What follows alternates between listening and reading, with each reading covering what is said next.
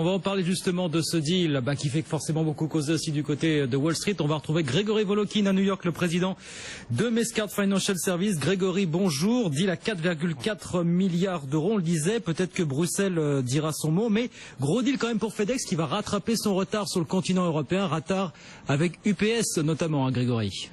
Oui, et surtout FedEx est très confiant que ce deal va être accepté. Pourquoi? Parce que c'est une question de part de marché. Quand UPS avait proposé de racheter TNT, s'il avait additionné les parts de marché de UPS et de TNT, ils arrivaient comme deuxième acteur en Europe, juste derrière DHL. DHL a 41%, ils arrivaient avec 35%, ça constituait pratiquement un duopoly.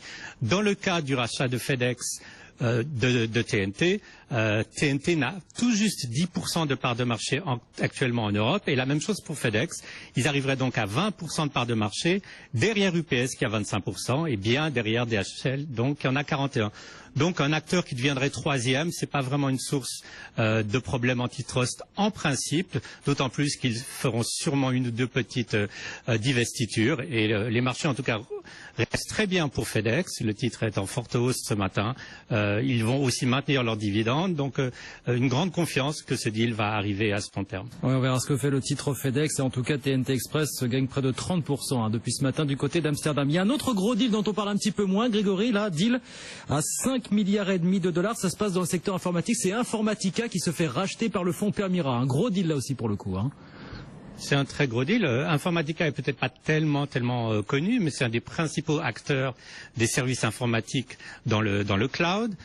Et surtout, ce qu'il faut dire, c'est que c'est intéressant de voir une compagnie de private equity, Permira, qui s'associe avec un fonds de pension canadien, investir actuellement aux États-Unis dans la technologie. Et je crois que le marché américain avait besoin de ce genre de signes de confiance. On a parlé ces derniers jours de ralentissement de la conjoncture sur ce début d'année. C'est certain qu'il y a beaucoup de facteurs qui ne sont pas juste des facteurs business qui ont contribué à ce ralentissement, comme la météo, comme la grève dans les ports de la côte ouest, et de voir que des compagnies de private equity européennes vont acheter un gros acteur américain dans l'informatique est un signe, je dirais, positif pour les marchés. Alors, on a deux deals là, effectivement qui soutiennent la tendance. Là, on a des futurs légèrement orientés à la hausse. On verra tout à l'heure ce qu'il en est, Grégory. Un mot quand même, parce que c'est aussi le feuilleton des derniers jours. Les indicateurs macroéconomiques, indicateurs chiffres de l'emploi, mi-figue, mi-raisin en fin de semaine. Des indicateurs très bons hier, notamment l'ISM non manufacturier. Où est-ce qu'on en est finalement de la vision qu'ont les intervenants de marché de cette économie américaine finalement?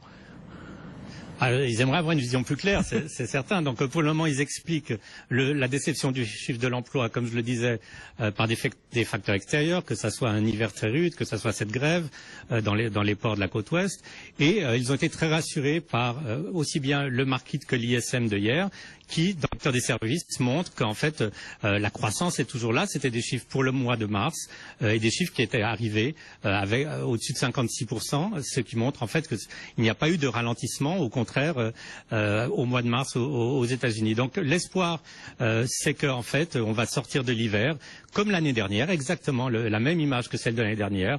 3 premiers mois qui avaient été très difficiles et puis après un redémarrage relativement important de la croissance. Je dirais la seule question, c'est que va faire la Fed? Et comme la Fed, à mes yeux, n'a aucune idée de ce qu'elle va faire, elle risque de s'abstenir pendant assez longtemps à cause de chiffres qui sont quand même assez contradictoires pour le moment. Et oui, en tout cas, on pourra plus invoquer la méthode dans les prochains mois. Merci beaucoup, Grégory Volokin, le président de Mescard Financial Services, avec nous sur BFM Business.